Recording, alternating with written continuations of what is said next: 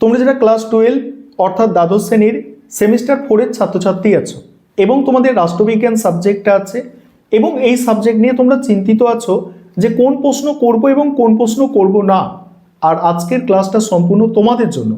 অর্থাৎ আজকে খুব সংক্ষিপ্ত সাজেশন নিয়ে আলোচনা করব এবং তাও 100% কমনযোগ্য সাজেশন তোমাদের জন্য থাকছে।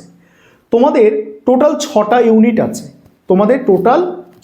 ইউনিট আছে, এবং এই 6টা ইউনিট থেকে তোমাদের 4 নম্বর এবং 6 নম্বরের জন্য যে প্রশ্নগুলো তোমরা তৈরি করবে ভালো করে তোমরা বুঝে নাও। প্রথম যে ইউনিট আছে, প্রথম ইউনিট থেকে তোমাদের আমি 3টি প্রশ্ন বলবো, 3টি মোস্ট ইম্পর্টেন্ট প্রশ্ন প্রথম ইউনিট থেকে বলে দেব। 1 নম্বর প্রশ্ন, উদারনীতিবাদ কাকে বলে, উদারনীতিবাদের বৈশিষ্ট্য। কি বললাম? উদারনীতিবাদ কাকে বলে, উদারনীতিবাদের বৈশিষ্ট্য। প্রথম ইউনিট থেকে 6 নম্বরের জন্য সব থেকে গুরুত্বপূর্ণ এটা প্রশ্ন। এবং দ্বিতীয় প্রশ্ন, প্রথম ইউনিট থেকে আন্তর্জাতিক সম্পর্ক এবং আন্তর্জাতিক রাজনীতির মধ্যে পার্থক্য। তাই দুটো প্রশ্ন তোমাদের প্রথম ইউনিট থেকে বললাম। এবং আরও একটি প্রশ্ন তোমরা টেক্সট পেপারের বিভিন্ন পেজে পাবে, বাস্তববাদ এবং আদর্শবাদ, আদর্শবাদ এবং বাস্তববাদের মধ্যে তুলনা, আদর্শবাদ এবং বাস্তববাদের মধ্যে তুলনা। এই প্রশ্নটা তোমরা টেক্সট পেপারের বিভিন্ন পেজে পাবে, অর্থাৎ এই প্রশ্নটাও তোমাদের এবারের জন্য প্রথম ইউনিটের ভালো গুরুত্বপূর্ণ প্রশ্ন 6 নম্বরের জন্য। তাই 3টে প্রশ্ন বললাম এখান থেকে, তার মধ্যে প্রথম দুটো প্রশ্ন সব থেকে গুরুত্বপূর্ণ। এবারে 2 নম্বর যে ইউনিট তোমাদের আছে, 2 নম্বর ইউনিট থেকে তোমাদের 4 নম্বরের প্রশ্ন পরীক্ষায় আসবে। এই দ্বিতীয় ইউনিট থেকে তোমাদের কি কি আছে? ইউরোপীয় ইউনিয়ন, সার্ক এবং আসিয়ান আছে। এই 3টি টপিকের ওপরে তোমাদের প্রশ্ন হবে। সেখানে সার্ক এবং ইউরোপীয় ইউনিয়নকে তোমরা একটু বেশি গুরুত্ব দেবে, সার্ক এবং ইউরোপীয় ইউনিয়নকে তোমরা একটু বেশি গুরুত্ব দেবে। সার্কের ক্ষেত্রে করবে সার্কের উদ্দেশ্য, নীতি এবং ব্যর্থতা বা সীমাবদ্ধতা আলোচনা করো। কি বললাম? সার্কের ক্ষেত্রে সার্কের উদ্দেশ্য, নীতি, ব্যর্থতা বা সীমাবদ্ধতা আলোচনা করো সার্কের ক্ষেত্রে। এবং ইউরোপীয় ইউনিয়নের কি? ইউরোপীয় ইউনিয়নের ক্ষেত্রে করবে ইউরোপীয় ইউনিয়নের বৈশিষ্ট্য এবং ব্রেক্সিটের প্রভাব। ব্রেক্সিট অর্থাৎ ইউরোপীয় ইউনিয়ন থেকে ব্রিটেন যে বেরিয়ে গেল না, সেটাকে ব্রেক্সিট বলা হচ্ছে। এই ব্রেক্সিটের প্রভাবটা তোমাদের জন্য খুব গুরুত্বপূর্ণ। বা এই 2 নম্বরের প্রশ্নের জন্যও গুরুত্বপূর্ণ যে ব্রেক্সিট কি বা ব্রেক্সিটের প্রভাব আলোচনা করো, এটা 2 নম্বরের জন্যও গুরুত্বপূর্ণ।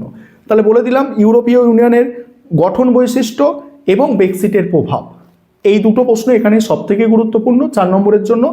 এবং পারলে তোমরা আসিয়ানের ভূমিকা বা কার্যাবলী একটু দেখে রাখতে পারো, তবে এটা কম গুরুত্বপূর্ণ তুলনামূলকভাবে। এবারে 3 নম্বর ইউনিট, 3 নম্বর ইউনিট থেকে তোমাদের 6 নম্বরের প্রশ্ন আসে এবং তোমাদের আমি দুটো প্রশ্ন 3 নম্বর ইউনিট থেকে বলবো। এবং তার মধ্যেও প্রথম যে প্রশ্নটা বলবো সেই প্রশ্নটাই তোমরা পরীক্ষায় দেখবে কমন পাচ্ছ।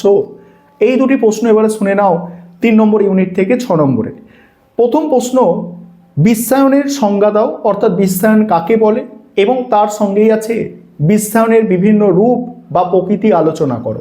এই বিভিন্ন রূপ বা প্রকৃতির মধ্যে অর্থনৈতিক, রাজনৈতিক এবং সাংস্কৃতিক বিশ্বায়ন, এগুলো তোমাদের কিন্তু লিখতে হবে। এবং এখান থেকে প্রশ্ন কেটেও তোমাদের দিতে পারে সাংস্কৃতিক ও রাজনৈতিক বিশ্বায়ন সম্পর্কে আলোচনা করো। ঠিক আছে, সাংস্কৃতিক ও রাজনৈতিক বিশ্বায়ন সম্পর্কে আলোচনা করো, এইভাবেও প্রশ্ন কিন্তু কেটে দিতে পারে। এখানে একটা প্রশ্ন আমি কি বললাম? বিশ্বায়নের সংজ্ঞা এবং বিশ্বায়নের প্রকৃতি। এই প্রকৃতি বা বিভিন্ন রূপের মধ্যে অর্থনৈতিক, রাজনৈতিক এবং সাংস্কৃতিক, এই 3 ধরনের বিশ্বায়ন তোমাকে লিখতে হবে। এবং দ্বিতীয় এখানে প্রশ্ন, ভারতের অর্থনীতি ও সমাজের ওপরে বিশ্বায়নের প্রভাব। ভারতের অর্থনীতি ও সমাজের ওপরে বিশ্বায়নের প্রভাব। এই ভারতের অর্থনীতি ও সমাজের উপরে বিশ্বায়নের প্রভাবের ক্ষেত্রে ইতিবাচক প্রভাব এবং নেতিবাচক প্রভাব দুটোই তোমাদের লিখতে হবে। অর্থাৎ ভালো প্রভাব কি, খারাপ প্রভাব কি, এই দুটো বিষয়ই তোমাদের কিন্তু অ্যান্সারের মধ্যে তুলে ধরতে হবে। এটা গেল তোমাদের 3 নম্বর ইউনিট। এবারে 4 নম্বর ইউনিট, যে ইউনিটটা তোমাদের জন্য সব থেকে বড় ইউনিট। এই 4 নম্বর ইউনিট কি? 4 নম্বর ইউনিট হচ্ছে সরকারের বিভিন্ন কাঠামো এবং বিচার ব্যবস্থা আছে। সরকারের কাঠামোর মধ্যে সরকারের কটা বিভাগ আছে জানো? আইন বিভাগ, সরকারের কাঠামো এবং বিচার ব্যবস্থা। ঠিক আছে, এখানে তোমাকে আইন বিভাগ, শাসন বিভাগ, বিচার বিভাগ সব পাঁচ করে একটা চ্যাপ্টারের মধ্যে দিয়ে দিল। এবার এখান থেকে কি করবে? দেখো, আইন বিভাগের যে পোর্শনটা আছে ওখানে টপ মোস্ট ইম্পর্টেন্ট প্রশ্ন দুটো, একটি হচ্ছে ভারতের সংসদ বা পার্লামেন্টের গঠন, ক্ষমতা ও কার্যাবলী আলোচনা করো। ভারতের সংসদ বা পার্লামেন্টের গঠন, ক্ষমতা ও কার্যাবলী। আরেকটি প্রশ্ন ওখানে ইম্পর্টেন্ট, সেটা হচ্ছে লোকসভা এবং রাজ্যসভার মধ্যে সম্পর্ক আলোচনা করো। প্রশ্নটা ঘুরিয়ে আসতে পারে পার্লামেন্টের উভয় কক্ষের মধ্যে সম্পর্ক আলোচনা করো, এইভাবে ঘুরিয়ে আসতে পারে। এবারে এটা গেল আইন বিভাগের পোর্শন থেকে। শাসন বিভাগের পোর্শন থেকে কি করতে হবে, কেন্দ্রের ক্ষেত্রে তোমাকে রাষ্ট্রপতি, প্রধানমন্ত্রী পড়তে হবে, অর্থাৎ রাষ্ট্রপতির ক্ষমতা ও কার্যাবলী এবং প্রধানমন্ত্রীর ক্ষমতা ও কার্যাবলী, এবং রাজ্যের ক্ষেত্রে তোমাকে মুখ্যমন্ত্রীর ক্ষমতা ও কার্যাবলী এবং তোমাকে রাজ্যপালের ক্ষমতা ও কার্যাবলী। অর্থাৎ এখানে এই যে চারটে বললাম, ওদিকে রাষ্ট্রপতি, প্রধানমন্ত্রী, এদিকে মুখ্যমন্ত্রী, রাজ্যপাল, রাজ্যপালটা একটু কম গুরুত্বপূর্ণ, বাকি তিনটে সমান গুরুত্বপূর্ণ, ওখান থেকে একটু বেশি প্রশ্ন তোমাকে করতে হবে। এবং বিচার বিভাগের ক্ষেত্রে সুপ্রিম কোর্টের গঠন, ক্ষমতা, কার্যাবলী এবং হাইকোর্টের গঠন, ক্ষমতা, কার্যাবলী। এই সুপ্রিম কোর্ট এবং হাইকোর্টের মধ্যে সুপ্রিম কোর্টটা হচ্ছে বেশি গুরুত্বপূর্ণ। তাহলে এই ইউনিটটা তোমাদের কাছে ক্লিয়ার হলো। এবারে তারপরেই আসছে তোমাদের 5 নম্বর ইউনিট। 5 নম্বর ইউনিট থেকে 4 নম্বরের প্রশ্ন তোমাদের পরীক্ষায় আসে। 5 নম্বর ইউনিট থেকে দুটো টিকা আকারে প্রশ্ন করবে, একটা হচ্ছে চিপকো আন্দোলন আর একটি হচ্ছে নর্মদা বাঁচাও আন্দোলন। এই চিপকো আন্দোলন বা নর্মদা বাঁচাও আন্দোলন, এই দুটি প্রশ্নের মধ্যে থেকে একটি প্রশ্ন তোমরা পরীক্ষায় অতি অবশ্যই কমন পাবে। এছাড়া এখান থেকে করবে তোমরা নাগরিক সমাজ সম্পর্কে গামসির ধারণা, নাগরিক সমাজ সম্পর্কে হেগেলের ধারণা, এটা করতে পারো। এবং আরেকটি প্রশ্ন এখানে তোমরা করে রাখো, নাগরিক সমাজ বলতে কি বোঝো এবং নাগরিক সমাজ আন্দোলনের গুরুত্ব ব্যাখ্যা করো, গুরুত্ব বা বৈশিষ্ট্য ব্যাখ্যা করো। ঠিক আছে, এবারে শেষ তোমাদের ইউনিট 6 নম্বর ইউনিট। 6 নম্বর ইউনিট থেকে সব থেকে গুরুত্বপূর্ণ 4 নম্বরের প্রশ্ন থাকছে ভারতের সংবিধান সংশোধনের পদ্ধতি।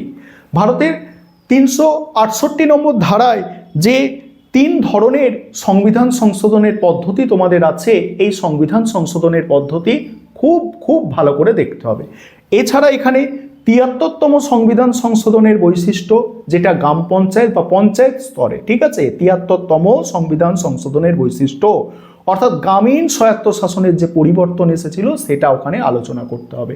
এবং 74তম সংবিধান সংশোধনের বৈশিষ্ট্য, অর্থাৎ পৌর ব্যবস্থা, অর্থাৎ শহরাঞ্চলে স্থানীয় স্বায়ত্তশাসনের ক্ষেত্রে কি পরিবর্তন এসেছিল, সেই 74তম সংবিধান সংশোধনের মধ্যে আলোচনা করা আছে, সেটা তোমাদের কিন্তু করতে হচ্ছে।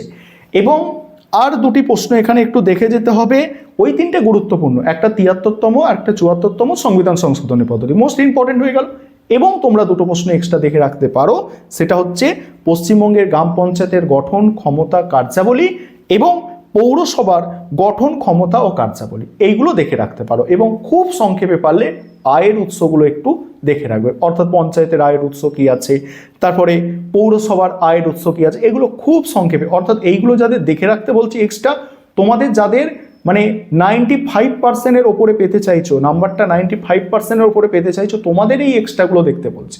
তাছাড়া তোমরা যারা 70%, 80% নাম্বার পেতে চাইছো, তোমাদের যে সাজেশন টপ মোস্ট ইম্পর্টেন্ট প্রশ্ন বলেছে ওগুলো করলে 80% তোমরা নম্বর পেয়ে যাবে। ঠিক আছে, আর যারা 100%-এর কাছাকাছি পেতে চাইছো নম্বর, তোমাদের জন্য কিন্তু এক্সট্রা প্রশ্নগুলো একটু দেখতে হবে।